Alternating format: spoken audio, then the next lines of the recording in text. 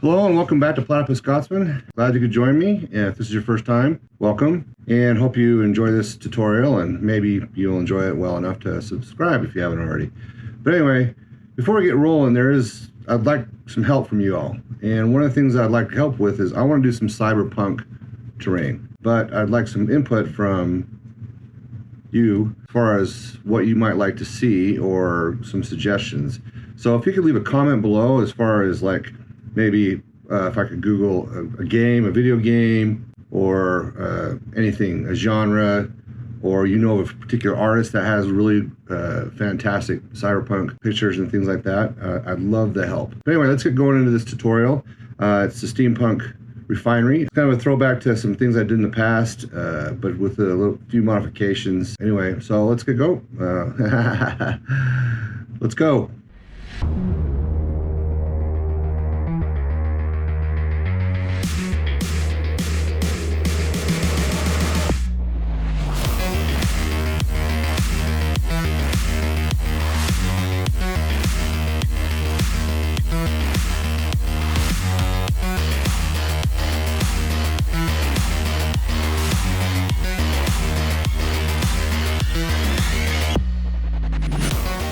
All right, this is the material I'm going to be using for the Steampunk tower so far. Well, Steampunk Refinery. I'm going to use a 0.5 millimeter thick sheet styrene. I've made a stencil out of graph paper, just kind of measured it. It's close enough for me and the people I work for as far as how I'm going to kind of slope or slant some of the material. This is going to have a lot more rivets than the fan did, just because I want it to be more steampunk.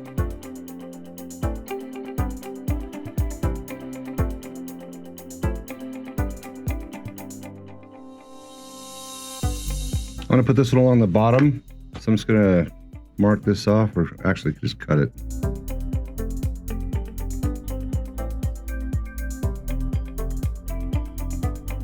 This has to be close enough.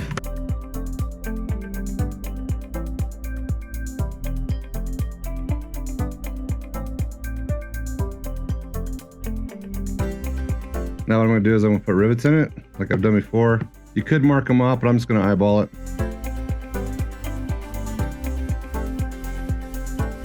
That's what it starts to look like, and then I'll just go ahead and do the rest of them and start gluing them on. So what I'm going to do now is I'm going to bend it a little bit. And I want to make sure I place it in the general vicinity of where I was measuring the size and the cuts for. Even though in theory it really shouldn't matter all the way up.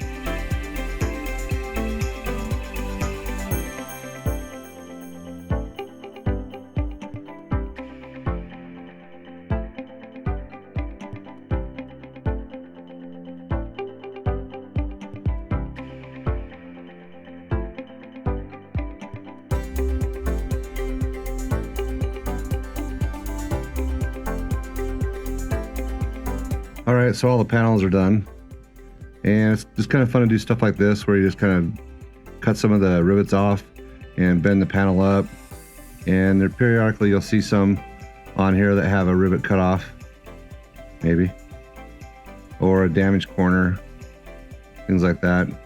Anyway, yeah, you can just cut them off, then just use your X-Acto knife to hollow out the hole to make it look like a rivet fell out.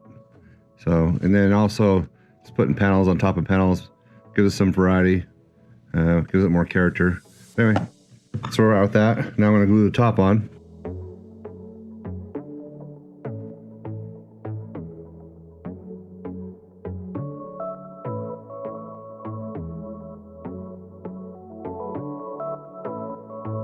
One thing you want to do is just make sure that well, you can do whatever you want, but just don't have these little indentions here. Either have them in between here or here. Don't make sure you're just mindful of that when you finish that off. Okay, I'm just going to add something to the side to kind of get more character, so it's just not a cylinder. I went ahead and cut some foam core, and I trimmed out the bottom here so it could go over the lip. And I just eyeballed it and kept cutting until it worked, and then I glued two pieces together. And now I'm going to do sheet styrene on this. And I'm doing this just kind of get the sheet styrene support. But anyway, now I'm going to trace out a piece of sheet styrene and cut it out and put some rivets in it. So I just flipped it upside down and traced it. I made it a hair bigger just so the sheet styrene that I put on the sides will have a little bit of an overlap, but not much. And I'm just going to go ahead and cut it out.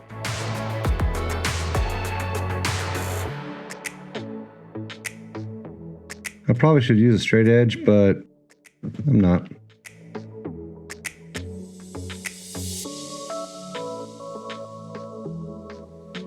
All right, looks like it fits, looks like it works.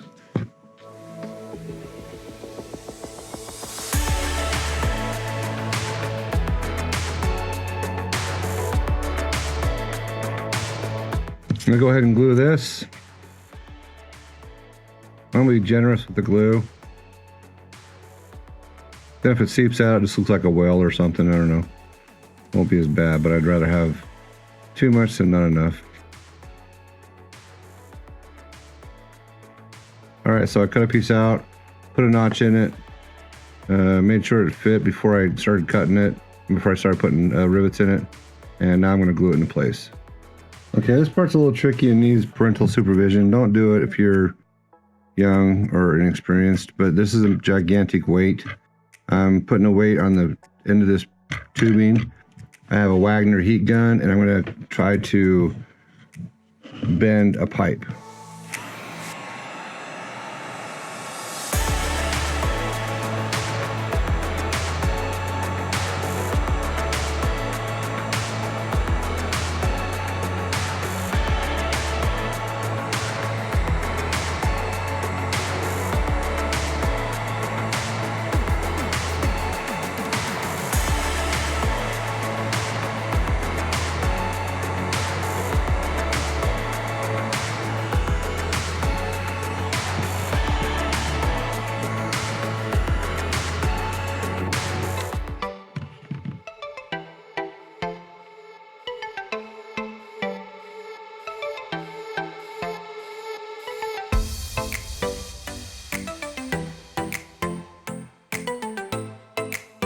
Okay, I made a couple of attachments for this. One with for the smokestack top, and one for the bottom. It broke, but I'm not going to fix it. I'm not going to make another one.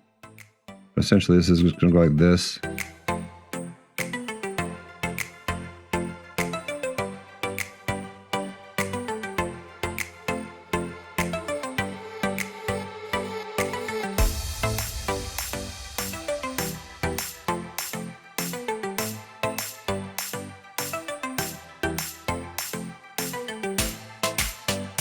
This is from one of those squeezable yogurts. I'm just going to glue it right here.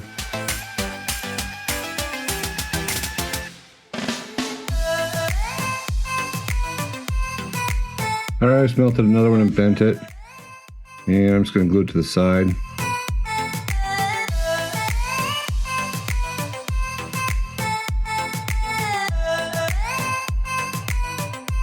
Okay, I bent another one, but this time I got pipe that this fits over top of it, and I'm going to make some sleeves to make it look like it was actually joined.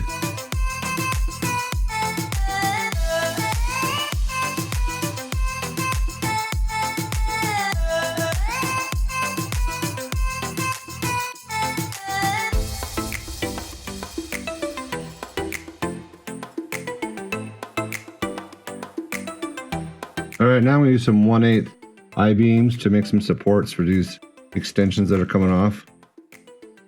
I'm just going to kind of get it in the ballpark initially. And then what I'll do is I'll slightly round each side. The pipe side I'll round a little bit more.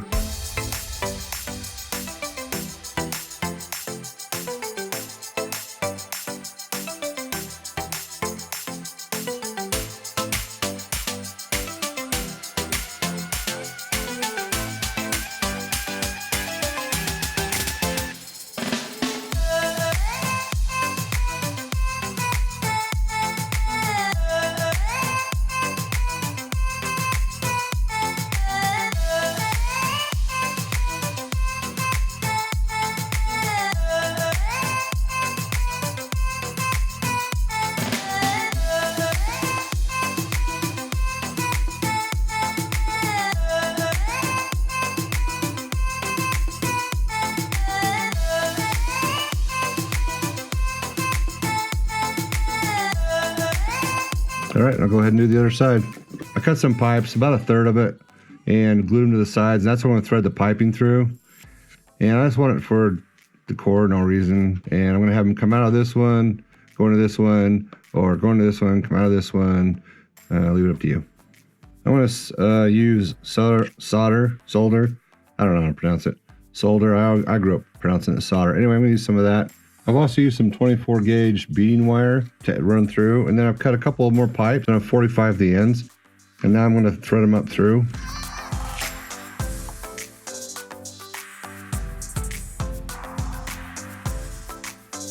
I know this diameter works because it's the same diameter I used on the side of the building or the refinery.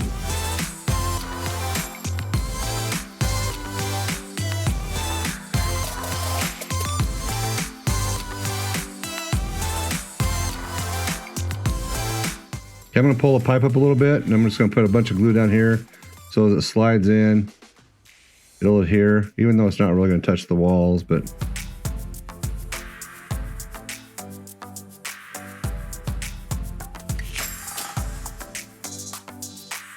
and just let that dry and do the other one.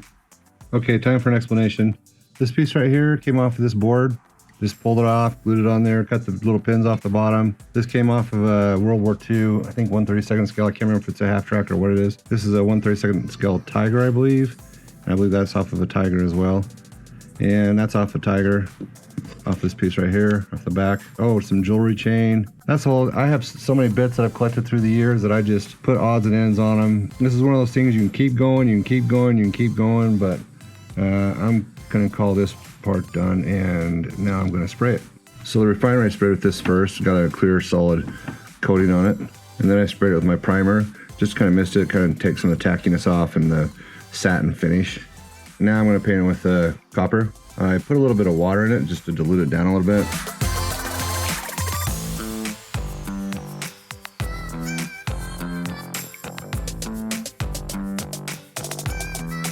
All right, it's all painted up copper, and now I'm going to do a black wash over it. So I mixed some black paint, some cheap stuff, because I don't want to do expensive stuff.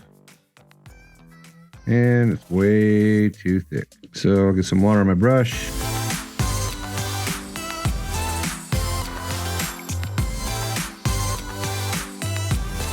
Well, I don't like how this looks, all being one color. So I'm going to go through and paint different parts of it bronze and several other metal colors. I'll show you as I go along, but just kind of imagine this not having the black wash on it, because I'm gonna have to go back and do some black wash on the new metal that I put on before I can do the patina. But anyway, I just don't like it all solid color, and I don't know what I was thinking.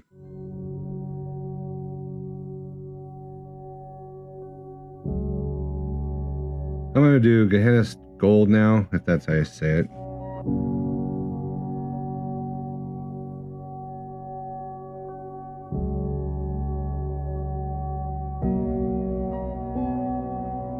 All right, I'm gonna paint Lead Belcher now.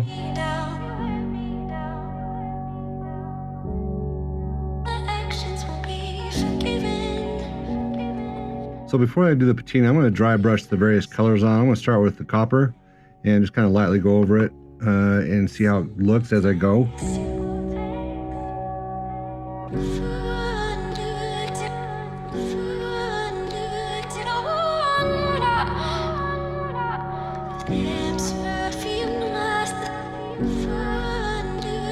So now what I'm going to do is I'm going to use some brown iron oxide. I'm just going to kind of stipple some rust here and there. It's kind of rusted up before I do any patina on it.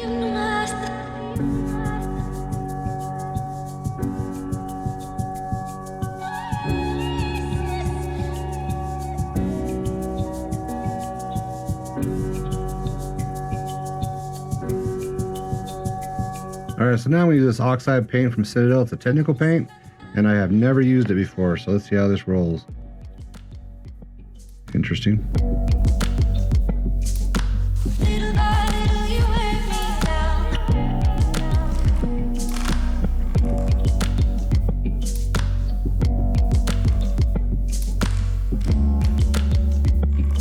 Yeah, I think I'm going to want water handy to kind of dip it in and play with it.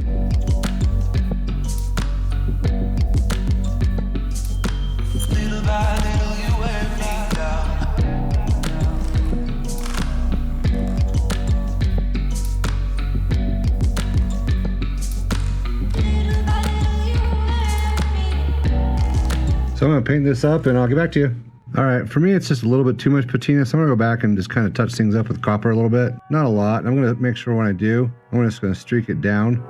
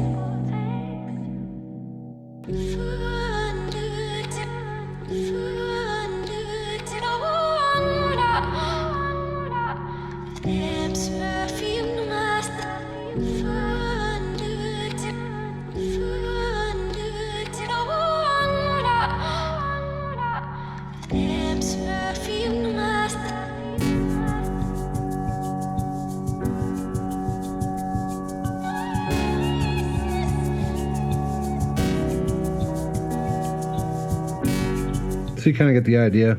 Now I'm going to dry brush some black. I want to make these look like vents.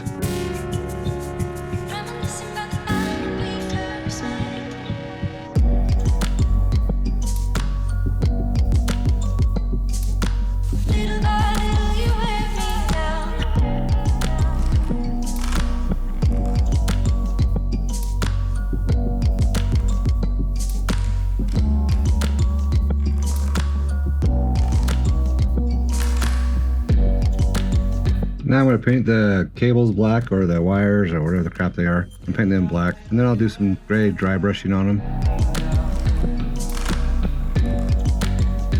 Okay, what I'm going to do now is I'm just going to do a dry brush of Hippo Gray on the black cables. Not very much, just enough to kind of make some of them stand out.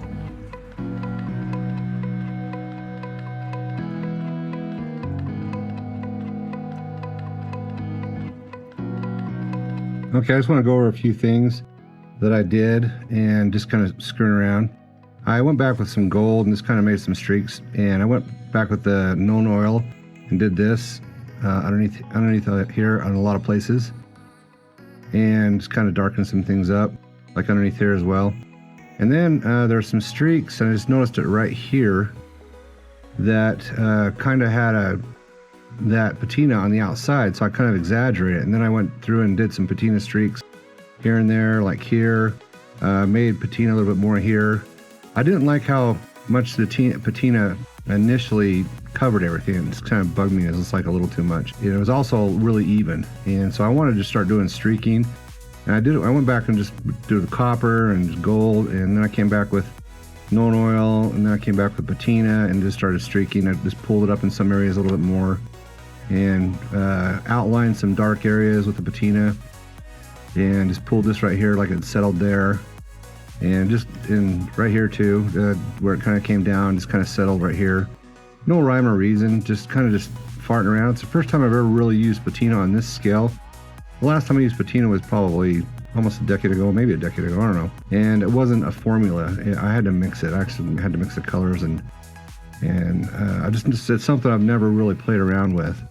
So that's what I would recommend doing, is just kind of playing around with patina and just kind of get a feel for it, and just mess around. I didn't want everything all copper either. And I came back and I lightened some things up. I did a little bit of gold trim on here, and just kind of lighten a few places up, just kind of give it a little bit more character. That's all I was really doing. I was just kind of just screwing around. But anyway, so that's it.